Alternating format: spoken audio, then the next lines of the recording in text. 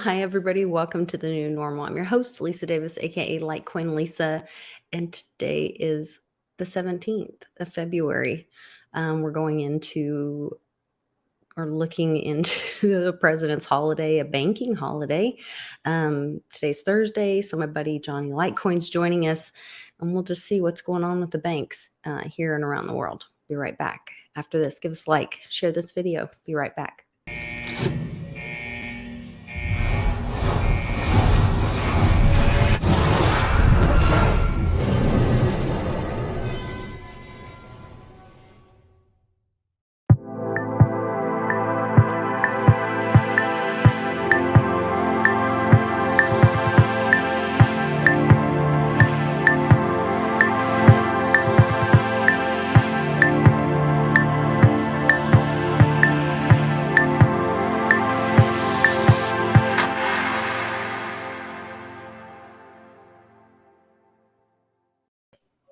Hey there, Johnny. It looks like you are dressed for the occasion.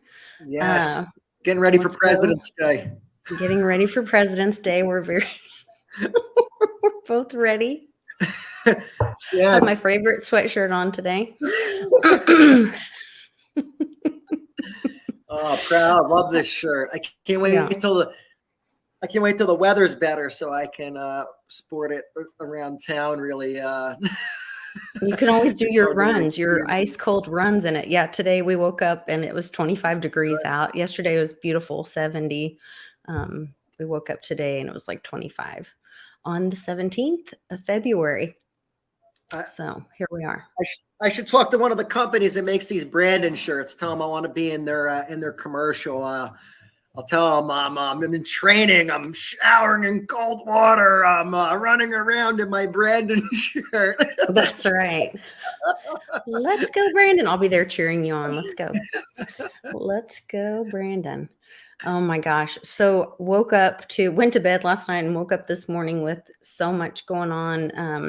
I don't know. I mean, I can go click through my Twitter feed, but I can also just make a list. We saw Ukraine legalizing Bitcoin. Gold hit $1,900. This whack job prime minister in Canada froze and released people's names and froze their private banking accounts that had donated to the truckers in Canada, and anyone that had a cryptocurrency account associated with a banking account, their banking accounts have now been frozen in Canada, which caused a run on the banks digitally in Canada, and supposedly a cyber hack on all the banks in Canada. I probably should show that visual. There's a let me go through. Well, there was one a important thing to note to everybody: if you're donating to anything like this, and even if you're saying, "Hey, I'm safe. I'm sending Bitcoin or Light or whatever crypto they're gonna take," do not send it from an exchange. I repeat, do not, because then what's going to happen is, look at this whack job laughing and giggling about freezing people's assets in her country. She's enjoying this way too much. I mean, this is a sign of a sociopath. I love it. Drunk with power. Well, that's what I retweeted this, and I put something about these psychopaths and maniacs or something like that.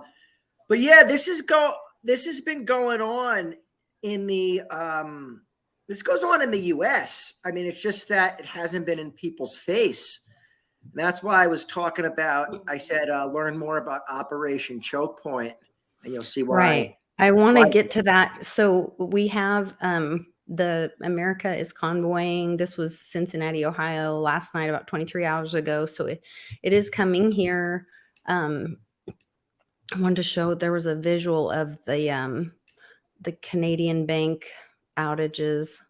I wanted to show everybody because there's a timeline where it all just supposedly it was a cyber hack. I think the Canadian banks pulled their own plug because there was a run on the bank. There it is, of people taking money out of the bank and putting it into gold and crypto and whatever, trying to get their money out of the banks when they started had this threat on them to seize their assets. Well, And so then magically, it was bad either way, Lisa. It was either that or right. so many people flooded their system to remove it that they crashed the systems. So either way, it's not good for them. Yeah. So this happened in Canada over the last 24 hours. Then we know that in the US, the truckers are coming to, we saw that. Then we had talked about previously on the show.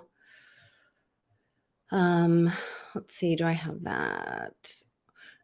We've all been threatened by the statement that's supposed to make us safe, or by the organization that's supposed to keep us safe, the Homeland Security, that anyone supporting will be considered a domestic terrorist. Sure. So that's this is we can anticipate seeing the same thing here, I guess, is my point. Yeah, and this has already been happening in the US. I've realized this working in payments. This has been happening for many years, and it stinks. And this is why I got involved with Bitcoin and Litecoin in the first place, because of this. And bingo, right here, Operation Choke Point. So if you go to the first paragraph of this, Lisa, and I was reading this before, and so it says, a little known program carried out by President Obama's Department of Justice, DOJ, whipsawed small businesses for years, and to date, no one has been held accountable. Federal officials pressured banks to close the accounts of businesses solely because they were ideologically opposed to their existence. This runs counter to the very principles of due process and fairness that form the backbone of our nation's laws. This program, known as Operation Choke Point, operated unrestrained for years.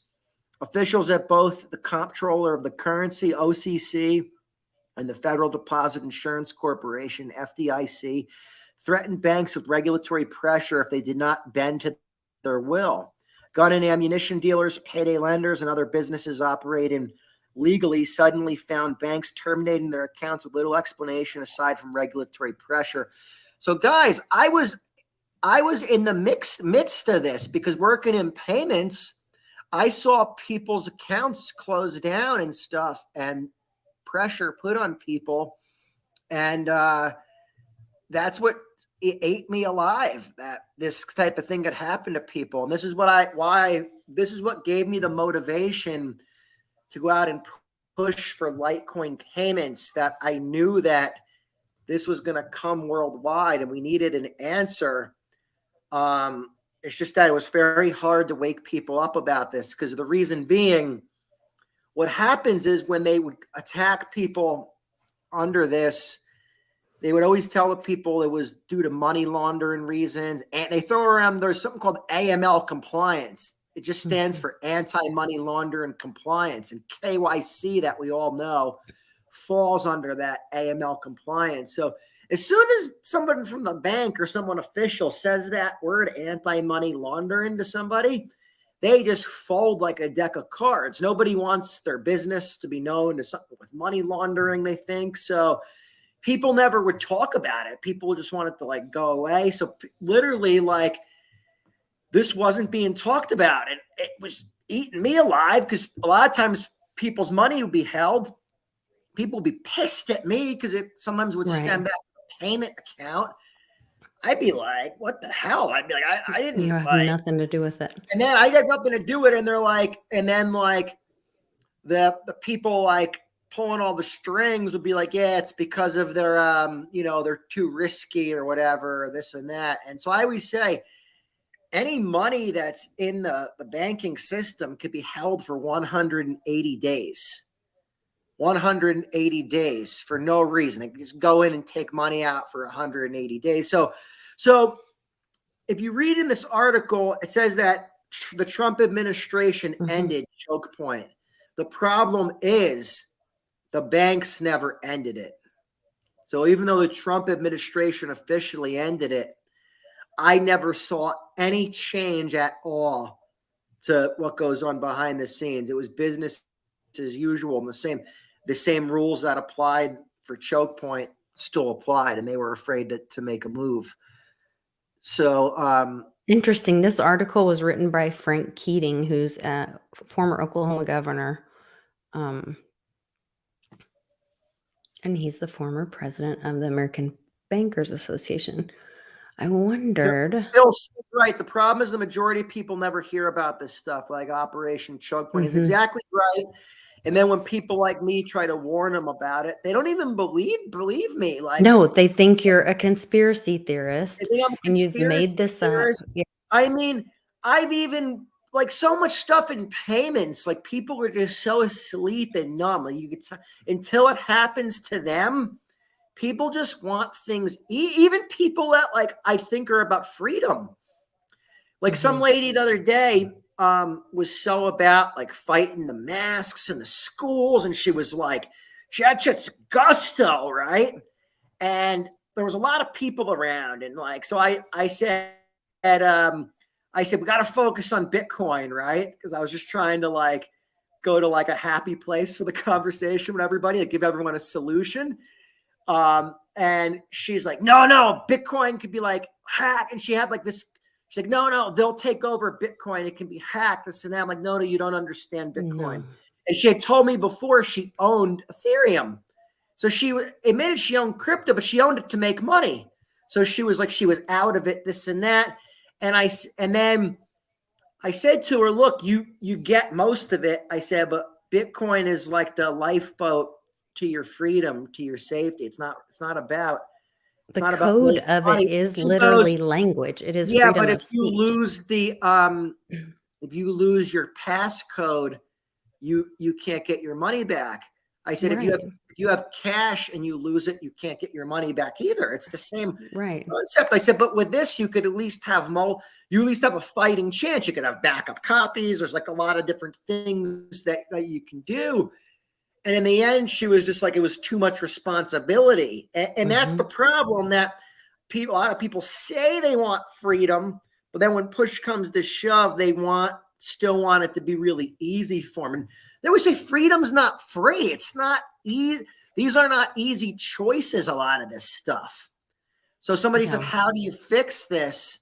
I don't know if they're talking about this, but it's taking personal responsibility for our safety, our wealth, and our health. That's how we fix this. And that's like them threatening El Salvador, and El Salvador's president literally saying, keep your nose out of my country's business. Like, how ballsy is it that the US, is it the Congress or who is it that's, I just saw an article this morning that they're bringing something in before to evaluate how dangerous it is that El Salvador's decision to accept Bitcoin as legal tender.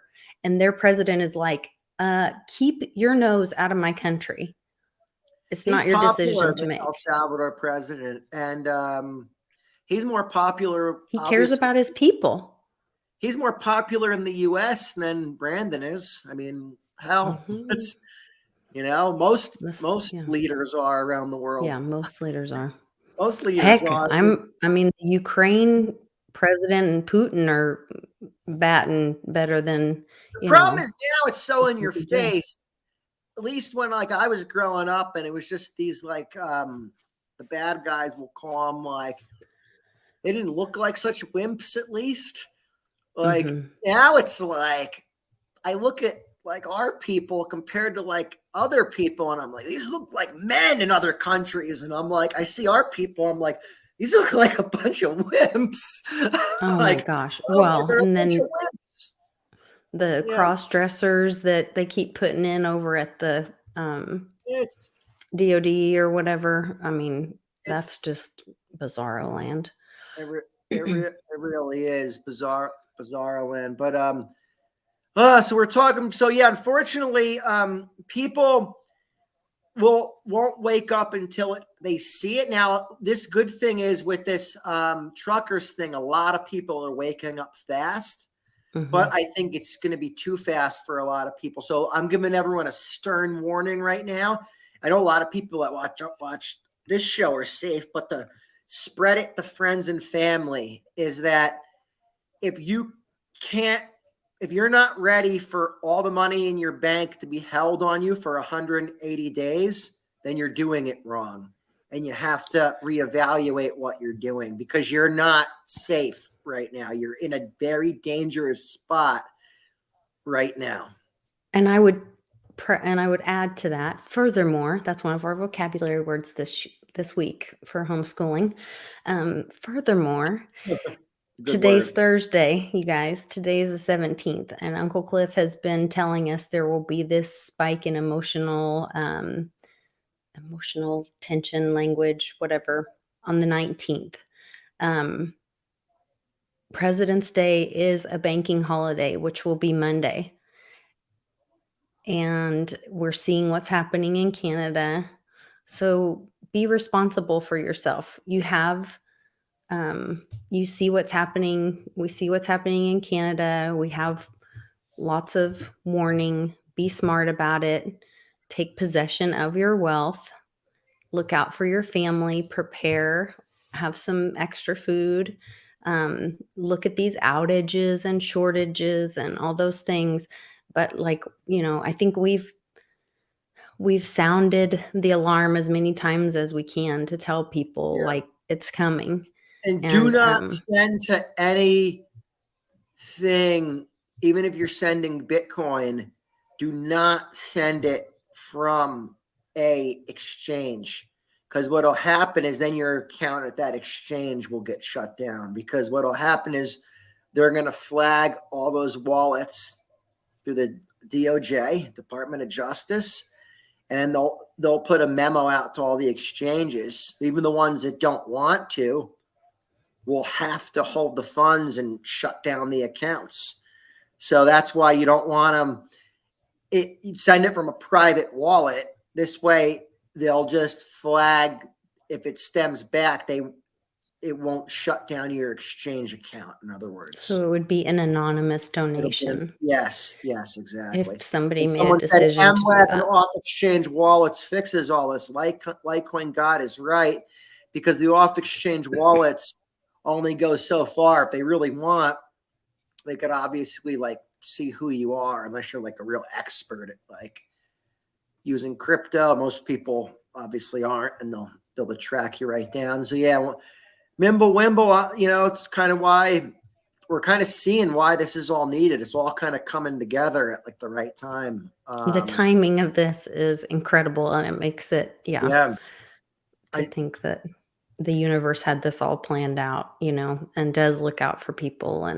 But you have to make the choices. You have to make the choices to say, there are things out there, but you have to, harden yourself, and you have to look for the solutions, and you have to be willing to be responsible and, be the fiduciary for your family and take responsibility. So I think that's really smart.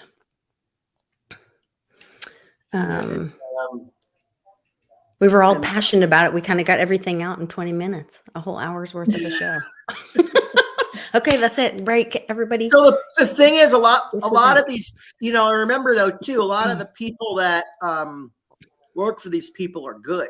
So they're not just because it says Homeland Security or somebody is looking into this, doesn't mean the people that work. It means that's a political thing that's coming down from the top. It doesn't mean the people that work there are. I would agree. Even at the banks, the policy might be bad, but the human that's working there is good. Like when I was so frustrated trying to get that cashier's check done, and when they wouldn't honor the cashier's check from my ex from his own bank when they can see his account, and it was such a nightmare.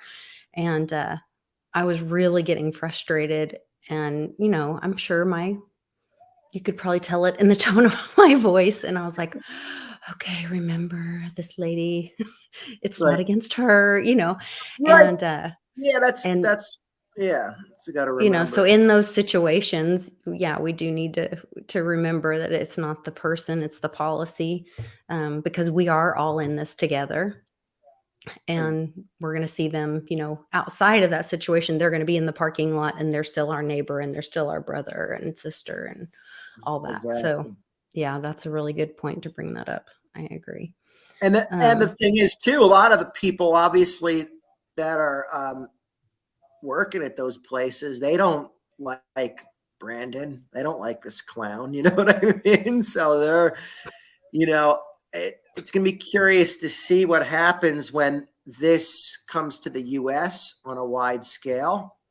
mhm. As what I think it's going to wake people up because people like think now it's like isolated to Canada, and it's like no, this is going to go down here like the same exact way. Like if the U.S. gave a shit about freedom at all, they would be stepping in right there and having a big problem with what Canada's doing. But obviously they're for it. If It's part of the plan. Yeah, because they're going to implement it behind it, next.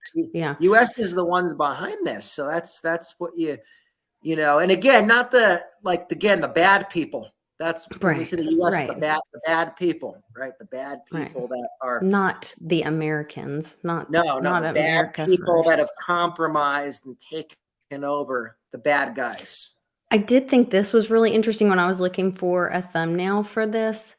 Um, I was just doing images. I just put choke point images, and it started to doing all this choke point, and it started talking about maritime and Suez Canal, and remember when we were having all that Suez Canal and the boat that went, and the, you know, pattern it went in and all that. And then it starts talking about World War II choke point. And then this pops up with Ukraine and Romania, this image. And Hmm. so it made me wonder if there's some other tie between choke point and what's going on with the banks, or what was going on with the banks, and what we believed, you know, what's continued with the banks, even though Trump put an end to it, technically. And maybe the Ukraine thing, and or some kind of trade. Now I'm getting a little woo woo on you, but No, no. it was curious to me. Um, I It's didn't understand this, why those images would all be pulled up. I don't know. That is interesting. That is definitely So I don't know if anybody has information on World War II, it, what choke point is on World War II, or how that I relates. just basically that what I always said is the laws, like in the banking world, the laws. I always said like when I started working in the banking and payments world, like I was just naive. I was just like a salesman going out, and I was like, and I was like, I'd lower the people's rate, give them like a, free machine and all this stuff. And I was like, wow. And I didn't know anything about money, payments, banking. And it was before this choke point went into place. But then, I started seeing I started realizing I'm like, the laws don't seem to matter. Like people are like, well, this is against the law. And the banks were basically like, the credit card companies were like, tough shit. It's against the law. Like we have our own set of laws. Well, you know, And I had that same issue with when I was in the medical marijuana business.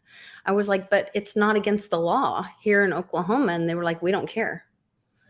yeah, Even talking about, I was like, okay, well then I'm just going to open an account so I opened a whole nother business just for CBD, and we had a separate business for the medical marijuana. So we had extra expenses. Everything was two separate businesses because I was like, well, we'll just have a bank account for the CBD only, and then we'll have to deal with cash and do the medical marijuana thing with cash and deal with that outside of a bank. And I still couldn't get a bank to touch me, even for CBD. Yeah. Oh, well, see, with that, they claim they have a leg to stand on because it's federally illegal, is what they say. But CBD? they would still like that. They'd still like try to pull like some.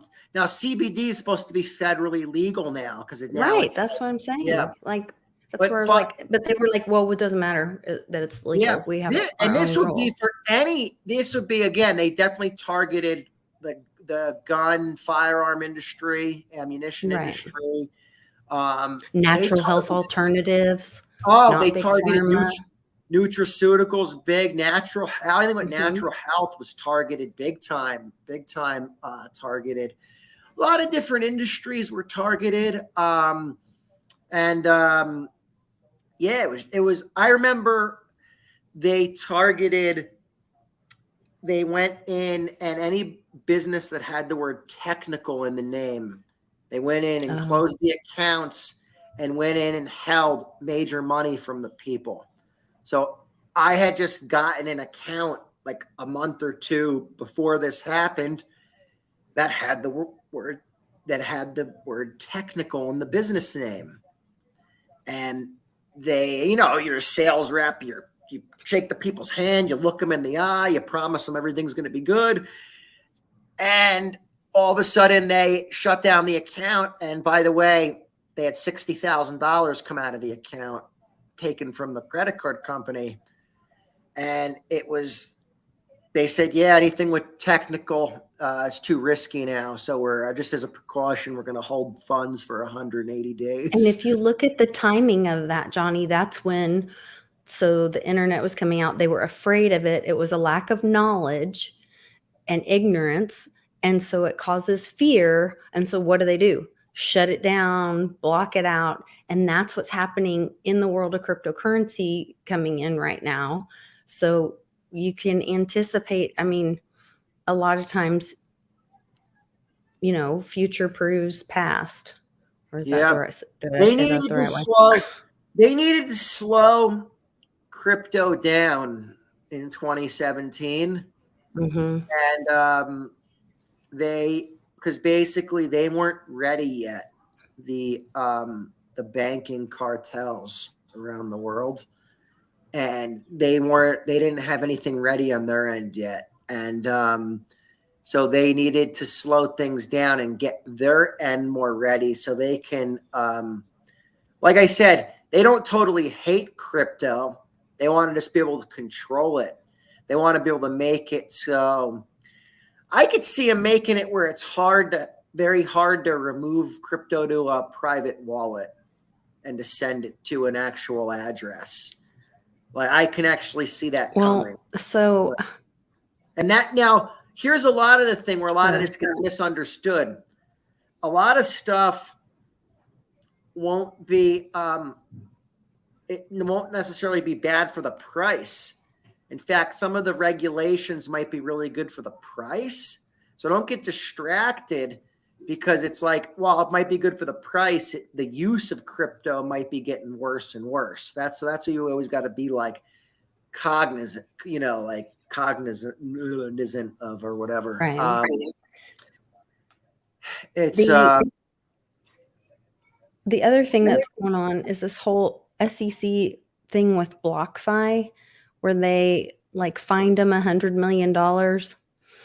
And then the next day they come out with a partnership.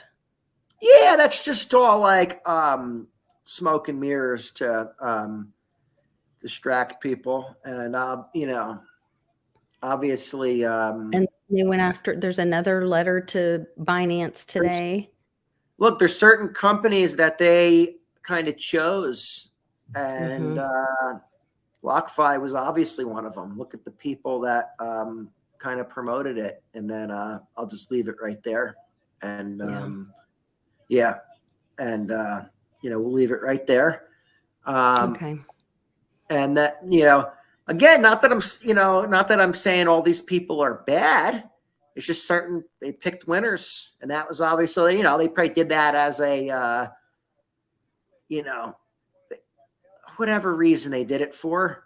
And now obviously we see what happened. It was like, look over here while we're doing this over here. Right.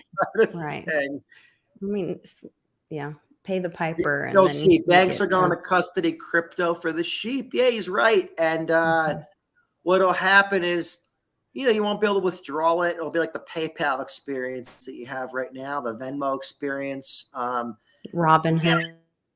Robinhood. Now, supposedly Robinhood, they're adding crypto wallets. So it's going to be a battle between companies that want to give you freedom versus ones that don't. In that, I could see them, though, basically. But adding wallets that they still hold the keys to, or adding wallets that are on their platform, that's still not giving you access to take the coins off into your own possession, right? I think what they meant by adding wallets means you can send it out of there or receive it into there. That you could move it off of their platform, though? Yes. Okay. Yeah. Because I'm like, adding wallets just sounds like adding wallets to their platform.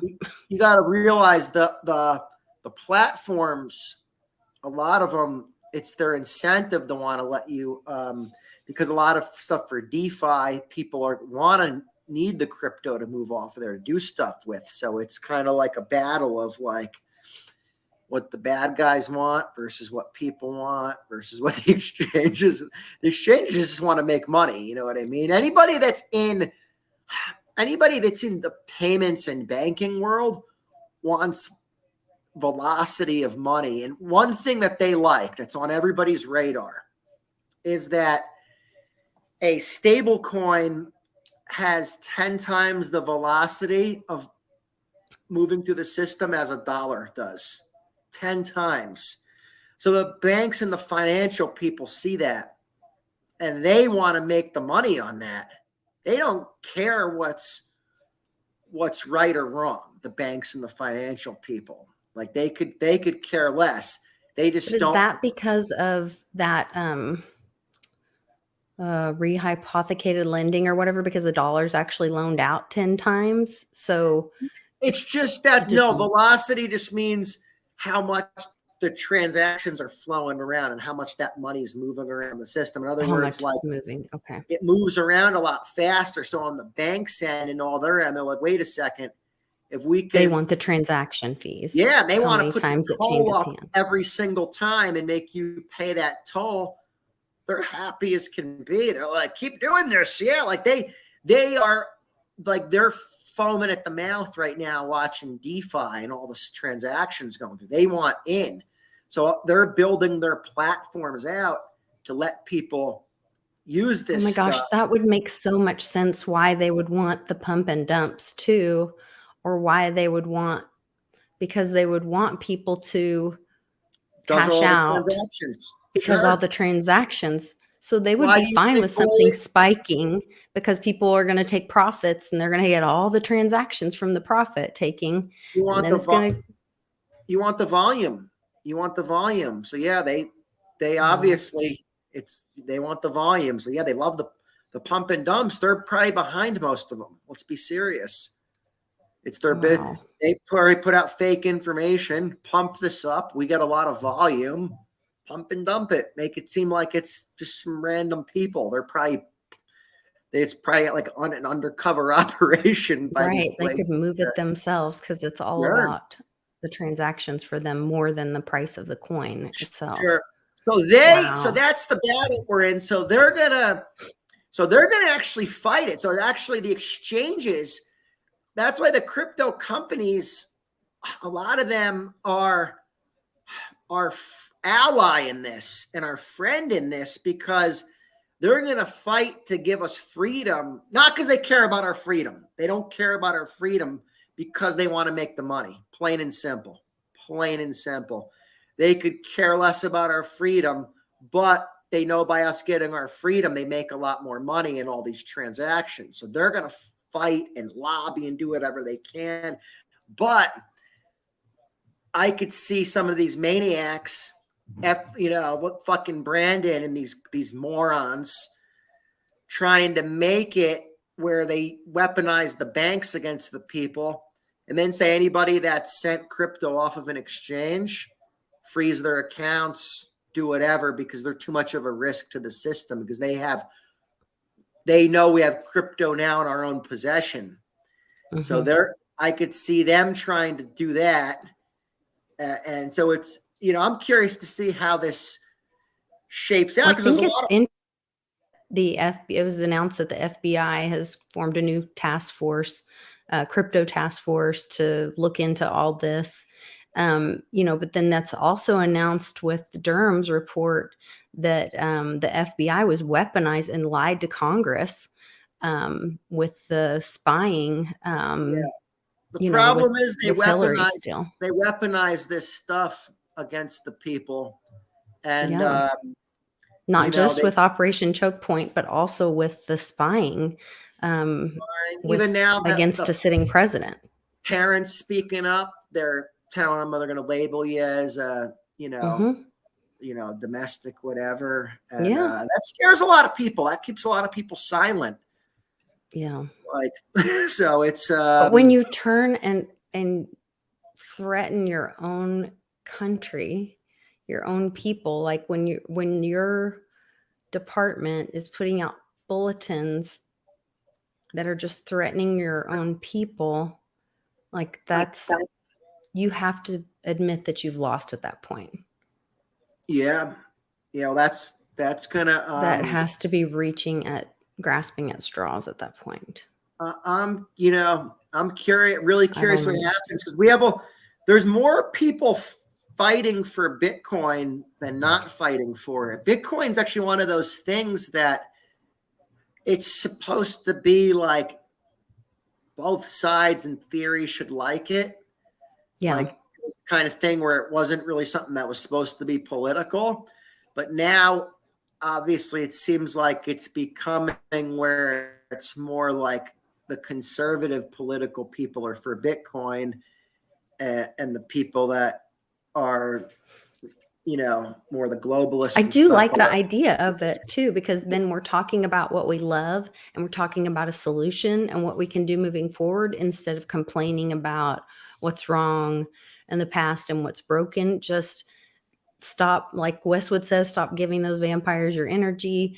Stop, complaining about it. Look for the solution. And the solution is Bitcoin. The solution is fix the money, fix the problem. It's the solution. It's the answer.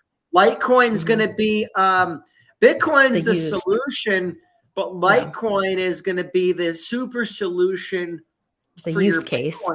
The use case, because Litecoin is going to give you KYC free Bitcoin in a private manner, because you're going to be able to go move Litecoin into that extension block, move through that Mimblewimble layer, move your Litecoin into Lightning Network, and then do a cross-chain atomic swap and get Bitcoin. Then you have your Bitcoin that doesn't have KYC attached to it, and you got it in a legal and private manner. That's the key with it. Like, people always say, like, oh, do you want to like, oh, they don't want to follow KYC. It's like, oh, I follow KYC to a freaking T. I just look for solutions to make it irrelevant. And that's way I got to follow it. I always worked in payments. Like, I was always a stickler for it. I like pointing out that this is why we needed Bitcoin. I'm like, I don't agree with it, but these maniacs want this information. Like, and I think that's, for me, we were talking about different solutions for us, and we joined Crypto Confidential, and they had a live AMA call last night and had the financial advisor, an attorney on, a international advisor, and there were some solutions, and then some people were asking questions, and like, everybody has kind of their different levels that they're comfortable with or whatever. And just like, it was really cool to me that they had a lot of solutions. It was like, you don't have to be that rebel that wants to operate outside. I love America. I love my country. I'm a lawful citizen. I don't want to Exactly. break the law. I want to be contributing to my, country. I want to Follow contribute the to law my, and build yes, I want to solutions follow the that, law, pay Caesar yes, what is Caesar's, all of that. And so it was really cool that there are legal ways to do things without you getting robbed blind. And so, that you just have to be smart about it and have the right tools and have the right, partnerships and stuff. So, JDO is asking Lisa, how is Mimblewimble? He said Nimblewimble, but it's Mimble with an M. Mimblewimble. And Mimblewimble, they're calling it MWeb, MWeb. MWeb, exactly. More private than putting Bitcoin, BTC, into a mixer. You do not want to put your Bitcoin into a mixer. I repeat, do not do that, anyone out there. It gets flagged by the exchanges. Again, this is choke point and all this stuff. They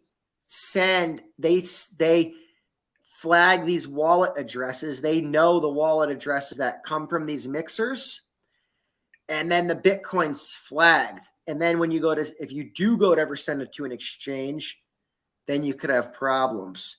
So I would repeat, I would not send it to a mixer because if you bought Bitcoin legally, send it to a non-custodial wallet and be done with it. You legally bought it, right? If you legally bought it from an exchange, you have legal title to that Bitcoin.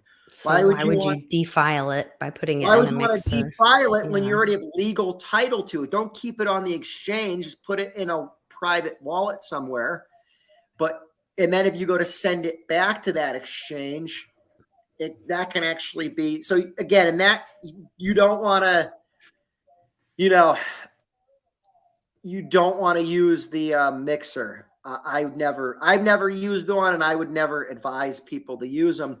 So Mimblewimble is just, it's a layer built into the blockchain. There's no way to flag it because the address is changing every block.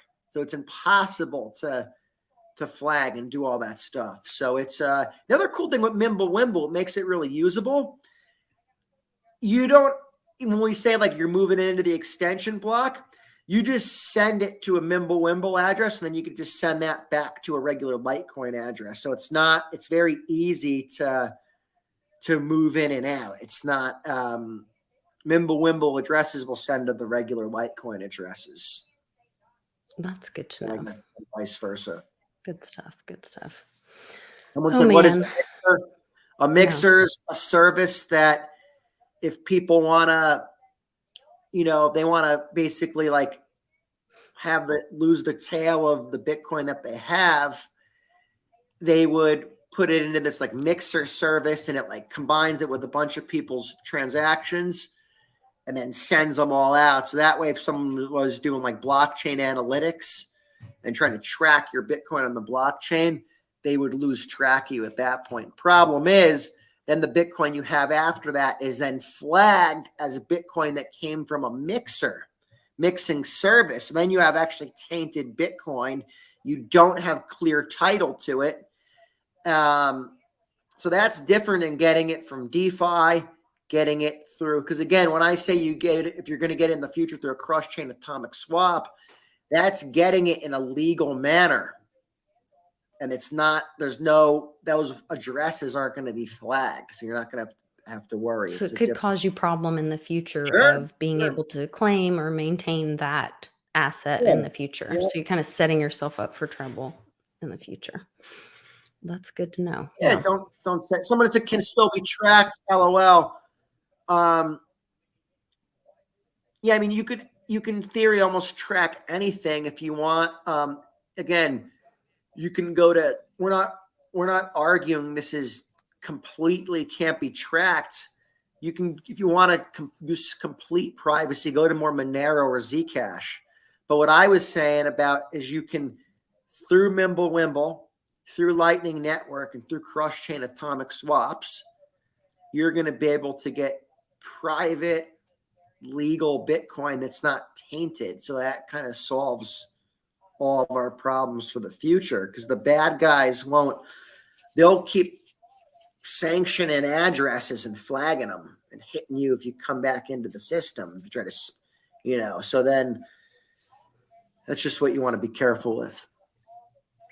Interesting. So JDO has a little bit more, let's see, would it be, so he says, so is it correct that Mimblewimble breaks down the connection to the history of where that token has been?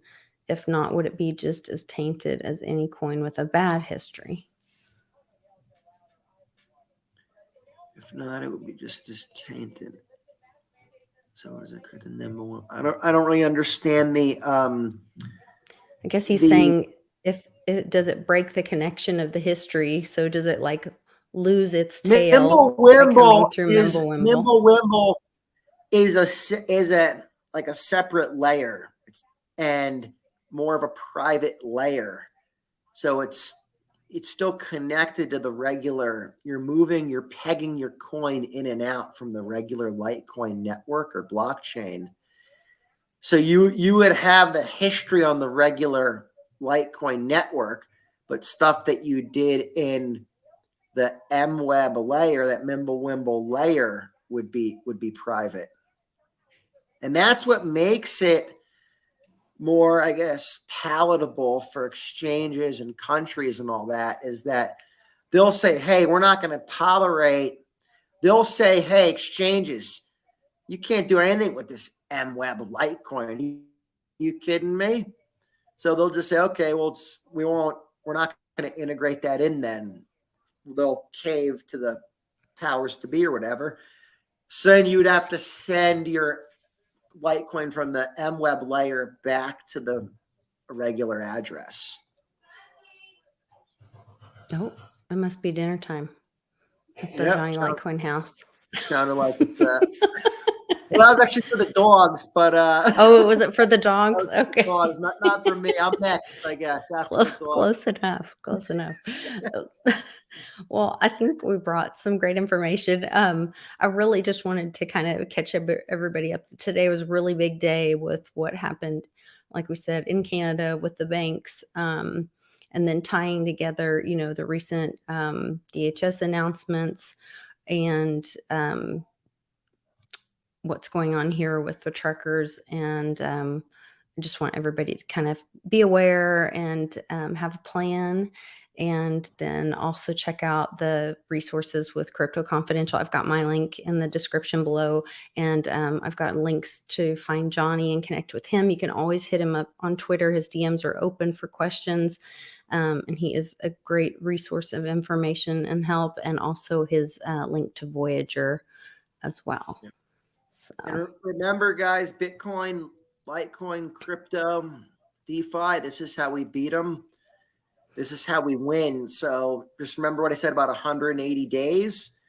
Just be expecting it to happen to you, that any account you have or whatever, at any time, they might hold that money for 180 days. So just that way there were PayPal announcements too recently, because I had a bunch of people talking about PayPal. So you might also be careful about what you keep on your PayPal. I went in and that goes without saying.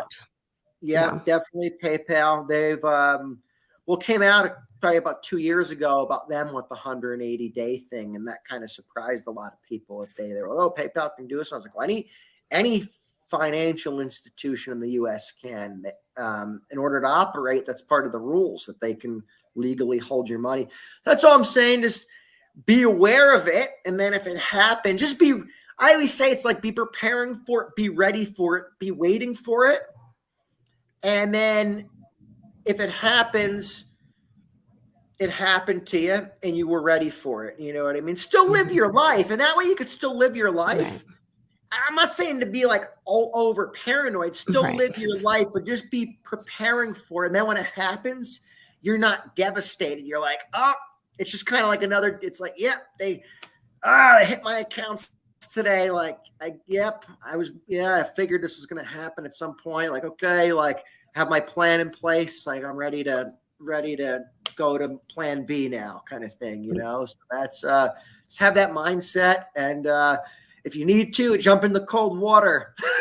That's right. And get ready for plan B and President's Day NFJB! after this weekend.